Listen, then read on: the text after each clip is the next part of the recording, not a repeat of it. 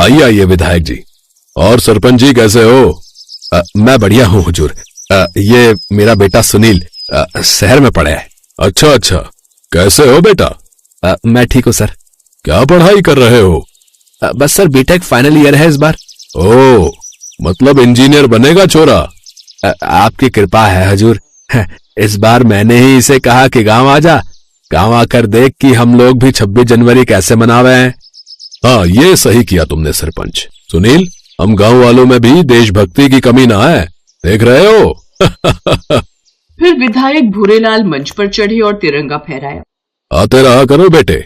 जी, वैसे भी पिताजी की तबीयत अब ठीक नहीं रहती तो आता ही रहूंगा।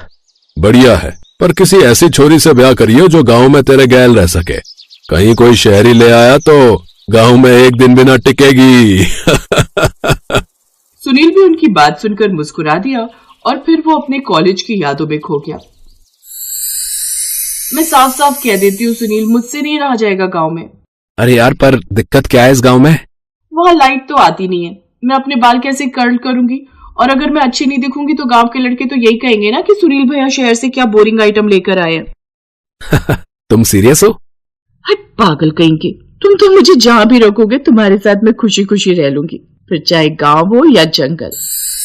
कुछ भी कहो, विधायक जी देवता समान आदमी है। अरे पता है, इतना पैसा है इनके पास, फिर भी घमंड नहीं है इनमें 1 रुपया का भी। न जाने कितने गरीब लड़कों को अपनी गौशाला में नौकरी पर रखा है इन्होंने। और पता है, अरे कहाँ खो गया बेटा? मैं तब से बोले जा रहा हूँ। जी जी पापा। इसके बाद रामकुमार ने सुनील को घर की तरफ चल दिया। वो एक बार फिर कविता की यादों में खो गया। ये देखो सुनील, मेरा सिलेक्शन हो गया, अब मैं इंस्पेक्टर कविता हूँ। बीएसएफ का ज्वाइनिंग लेटर? अरे बाप रे, कमाल कर दिया तुमने कविता। मुझे तुम पर नाज है, अब मेरी बीवी बनेगी बीएसएफ की इंस्पेक्टर।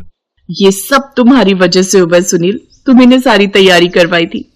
नहीं, ये सारी तुम्हारी मेहनत है और उसी का फल है। अच्छा ये बताओ, ज्वाइनिंग कब है? 1 महीने बाद। पर सुनो ना। हाँ कहो। बड़ी खतरनाक नौकरी है। इससे पहले इस मिस इंडिया जैसे चेहरे पर किसी दुश्मन की गोली वोली लगे और तुम मुझसे शादी वादी करने से इनकार कर दो। चलो ना शादी कर लेते हैं। तुम भी ना एकदम पागल हो। इतना ही डर था तो फॉर्म क्यों भरा? अरे माटी के लिए फर्ज भी तो कोई चीज है ना। वतन की शान में तो ऐसे 10 चेहरे कुर्बान।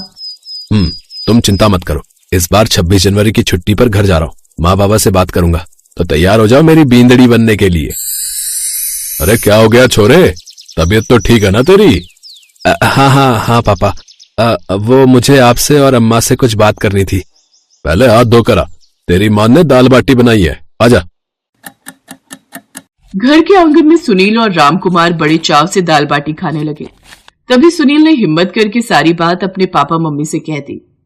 ले, सुन रही है बींदड़ी, हम खामखा परेशान हो रहे थे इसके ब्याह के लिए। अरे फौजी बहू आएगी इस घर में, इससे फकर की बात और क्या होगी। अरे सबने बुलाऊंगा तेरे ब्याह में, और हाँ, विधायक जी को भी। रामकुमार और उसकी पत्नी बहुत खुश थे और फिर कुछ ही दिनों में सुनील और कविता की शादी धूमधाम से हो गई। शादी में विधायक भूरेलाल भी आए। वाह भाई छोरे, तूने तो कमाल कर दिया। अरे इस गांव में पहली बार फौजी बहू आई है, इंस्पेक्टर कविता। सरपंच जी, अब की बार 26 जनवरी पर फौजी बहू ही गांव में तिरंगा फहराएगी। जैसा आप कहें हुकुम।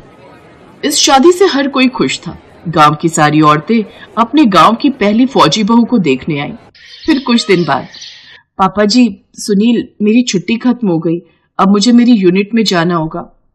अरे तुम कुछ और दिन की छुट्टी ले लो ना, अभी तो बाबा के दर्शन के लिए भी जाना है। अरे ना, उसे ना रोक सुनील, वो देश की सेवा के लिए जा रही है और धरती माता से बढ़कर कोई दर्शन नहीं, कोई सेवा नहीं। वैसे तेरी पोस्टिंग कहाँ है बहू?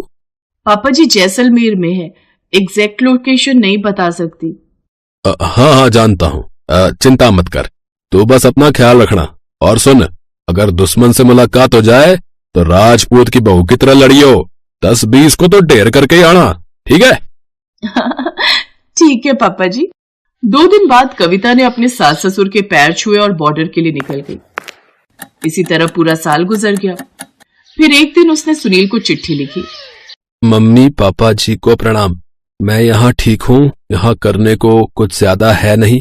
हमारी पोस्ट से 150 मीटर की दूरी पर दुश्मन की पोस्ट है, पर ना वो कुछ करते हैं और ना हमें कुछ करने का मौका मिलता है। सब बारी बारी से छुट्टी जाते हैं और अब मेरी छुट्टी भी मंजूर हो गई है तो मैं अगले महीने घर आ रही हूँ 26 जनवरी के बाद। वो थोड़ा 26 जनवरी को लेकर मामला सेंसिटिव रहता है ना, इसलिए। अच्छा अब बंद करती हूँ, पर जब आऊंगी तो पूरा 1 महीना रहूंगी आप लोगों के साथ। कविता का खत पढ़ने के बाद सुनील और उसका परिवार बेसब्री से उसका इंतजार कर रहे थे। 26 जनवरी भी आ गई और हमेशा की तरह विधायक जी ने गांव में तिरंगा फहराया। हालांकि वो कार्यक्रम में ज्यादा देर रुके नहीं क्योंकि उनके हाथ में फ्रैक्चर था। अरे हुकुम, ये चोट कैसे लग गई? वो गौशाला में गोबर पर पैर फिसल गया तो हाथ टूट गया, पर झंडा फहराने आया हूं मैं। देखो, देशभक्ति बड़ी चीज है, उसमें तो कोई शक ना है विधायक जी। बस 2-4 दिन में मेरी बहू भी आ जाएगी। ये तो बड़ी अच्छी बात है। चलो जी, चलता हूं अब। 2-4 दिन क्या, पूरे 10 दिन बीत गए पर कविता घर नहीं आई। अब सुनील और रामकुमार को उसकी चिंता सताने लगी। वो बीएसएफ के हेडक्वार्टर पहुंचे जहां मौजूद कमांडेंट सूर्य कुमार को उन्होंने सारी बात बताई और कविता का खत भी दिखाया। What, are you sure? क्या हुआ सर? कहाँ है मेरी कविता? देखिए, आई एम सॉरी, पर मुझे पता लगा है कि इंस्पेक्टर कविता छुट्टी पर जा ही नहीं पाई। उसकी पोस्ट के पास कुछ आतंकी सीमा पार करने की कोशिश कर रहे थे। दोनों तरफ से फायरिंग हुई और कविता उसी के बाद से लापता है। हमारी टीम उसे ढूंढ रही है। जैसे ही कुछ पता चलेगा हम आपको सबसे पहले बताएंगे। कविता के लापता होने की खबर से रामकुमार और सुनील पर पहाड़ टूट पड़ा। आंखों में आंसू लिए वो दोनों अपने गांव वापस लौट आए। हुकुम, बीएसएफ वाले कविता को ढूंढ रहे हैं, पर आप तो विधायक हैं। सरकार से कहलवा कर कुछ देखो ना हुकुम, न जाने हमारी बच्ची कहाँ है। अरे चिंता मत करो आप सरपंच जी, मैं जी जान लगा दूंगा। इसी तरह 3 साल बीत गए पर कविता का कुछ पता नहीं चला। अब तो सुनील और रामकुमार ने भी मान लिया था कि कविता देश के नाम पर शहीद हो गई। 26 जनवरी एक बार फिर आ गई थी। विधायक भूरेलाल गांव में तिरंगा फहराने आए। हमारी फौजी बहू ने गांव का नाम रोशन किया है। उसकी शहादत ने गांव का नाम और ऊंचा कर दिया। बोलो, इंस्पेक्टर कविता अमर रहे। जैसे विधायक ने ये नारा लगाया, वहां बीएसएफ की गाड़ियां पहुंची। उसमें से कमांडेंट सूर्य कुमार निकले, जिनके साथ और भी कमांडोज थे। इंस्पेक्टर कविता अमर रहे नहीं भूरेलाल, इंस्पेक्टर कविता जिंदाबाद बोल। गांव वालों, ये विधायक नहीं बल्कि दुश्मनों का वफादार है। यह आतंकियों को सीमा पार कराकर अपनी गौशाला में काम कराने के बहाने यहाँ रखता था और फिर उन्हें हथियार देकर देश में अलग अलग जगहों पर हमले करवाने भेजता था। 3 साल पहले भी जब यह आतंकियों को चुपचाप सीमा पार करवा रहा था, तब इंस्पेक्टर कविता ने इसे देख लिया। उसकी टीम ने सारे आतंकियों को मार गिराया और एक गोली इस गद्दार के हाथ में भी लगी, लेकिन एक ग्रेनेड के धमाके की वजह से कविता खाई में गिर गई। वो एक सिविल अस्पताल में 3 साल तक कोमा में रही, लेकिन अब वो शेरनी वापस लौट आई है और उसी ने इस भूरेलाल की सारी पोल पट्टी खोल दी है। भूरेलाल, अब तो बचेगा नहीं। अगले ही पल बीएसएफ की गाड़ी से लंगड़ाते हुए कविता बाहर निकली। हर किसी को अपनी फौजी बहू पर गर्व हो रहा था। उनकी आंखों में गर्व था और उनके पीछे शान से तिरंगा लहरा रहा था।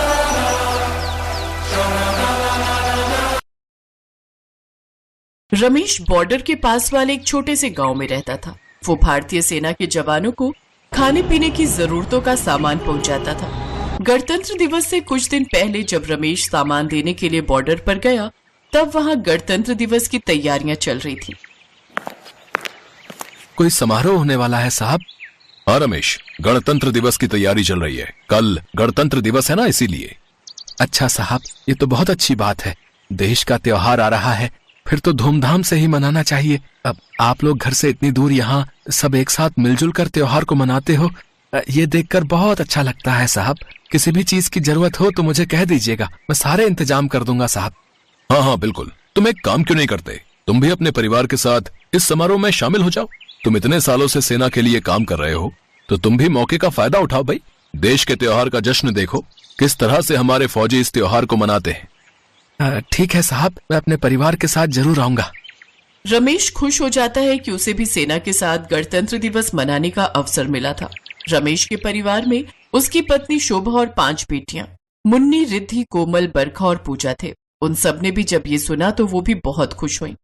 बापू, गणतंत्र दिवस, फिर तो खूब मजा आएगा। हम सब तिरंगा झंडा लेकर जाएंगे। बापू चलो ना, हम बाजार से तिरंगा खरीद कर लाते हैं। अगले दिन रमेश अपने परिवार के साथ तैयार होकर बॉर्डर पर पहुंचता है। बापू, मैं भी देशभक्ति की कविता सुनाऊं? हाँ हाँ बेटा आओ, तुम सब यहाँ उत्सव में अपनी प्रतिभा दिखा सकते हो। देशभक्ति से जुड़ी कविता, कहानी, गीत कुछ भी यहाँ प्रस्तुत कर सकते हो। रमेश की बेटियां एक एक करके देशभक्ति के गीत और कविताएं स्टेज पर प्रस्तुत करती हैं। जरा आँख में भर लो पानी, जो शहीद हुए उनकी जरा याद करो कुर्बानी। रमेश, तुम्हारी बेटियां बहुत होनहार हैं। सचमुच इन्हें देशभक्ति की कितनी सुंदर कविताएं आती हैं। तुमने अपनी बेटियों को बहुत अच्छे संस्कार दिए हैं रमेश। शुक्रिया साहब। इसके बाद रमेश की पांचों बेटियां वहां लगी कुर्सियों पर बैठ जाती हैं। दीदी चलो ना, हम वहाँ पर घूम कर आते हैं। ठीक है, यहाँ सब लोग व्यस्त हैं, हम वहाँ घूमने चलते हैं। रमेश की पांचों बेटियां घूमती हुई समारोह के लिए लगे टेंट के पीछे चली जाती हैं। तभी बरखा मुन्नी से बोली, दीदी मुझे तो बहुत जोरों का बाथरूम आ रहा है, यहाँ कहीं दिखाई नहीं दे रहा। हो सकता है वहाँ हो, चलो हम चलते हैं, वहाँ शायद पीछे बना हुआ हो। पांचों बहनें टेंट से थोड़ा दूर निकल जाती हैं, पर उन्हें कहीं भी बाथरूम नजर नहीं आ रहा था। अचानक उनकी नजर दो लड़कों पर पड़ती है जो कुछ बम विस्फोट की बातें कर रहे थे। जल्दी कर जल्दी, हमें जो काम सौंपा गया है उसको पूरा करके हमें वापस लौटना है। अब ये बम यहीं फिट कर दे और चल यहाँ से भाग चलते हैं। टाइम पूरा होते ही बम फट जाएगा। दोनों लड़के बम को फिट करके वहाँ से भाग जाते हैं। रमेश की पांचों बेटियां घबराई हुई समारोह के बीच में पहुँचती हैं। बापू, बापू वहाँ टेंट के पीछे। क्या हुआ मुन्नी, तुम सब घबराई हुई क्यों हो? बापू वहाँ टेंट के पीछे बम है। क्या बम? मैं अभी इन लोगों को बताता हूँ, रुको। रमेश वहाँ खड़े फौजियों को बम के बारे में बताता है। सभी दौड़कर टेंट के पीछे पहुँचते हैं। हाँ सर, यहाँ बम है, हमें इस बम को जल्दी से जल्दी डिफ्यूज करना होगा, नहीं तो ये फट जाएगा। आप सब इस जगह को खाली कर दो, हमारे जवान इस बम को नष्ट कर देंगे। कुछ देर की मेहनत के बाद बम को डिफ्यूज कर दिया जाता है और सभी की जान बच जाती है। बच्चों, तुम सब बहुत बहादुर हो। आज तुमने बिल्कुल फौजी बेटियों वाला काम किया है। Well done. तुम्हें इस कार्य के लिए सरकार की तरफ से पुरस्कार दिया जाएगा। रमेश, सचमुच तुम्हारी बेटियां तो फौजी बेटियां हैं। आज इन्होंने भारतीय सेना की जान बचाई है। हम सभी को तुम पर गर्व है बच्चों। उस गणतंत्र दिवस पर सभी बहुत खुश थे, क्योंकि एक बहुत बड़ी अनहोनी होने से रुक गई। रमेश की पांचों बेटियों को भारत सरकार की तरफ से बहादुरी पुरस्कार से सम्मानित किया जाता है। रमेश और उसकी पत्नी शोभा को भी अपनी बेटियों पर गर्व था। उन्होंने जिस समझदारी और सूझबूझ के साथ ये कार्य किया, उसकी सभी बहुत तारीफ करते हैं। रमेश और उसकी पत्नी शोभा के लिए एक और खुशी की बात ये थी कि भारत सरकार की तरफ से उसकी पांचों बेटियों की शिक्षा मुफ्त कर दी गई, ताकि वो अपने भविष्य को उज्जवल बना सके।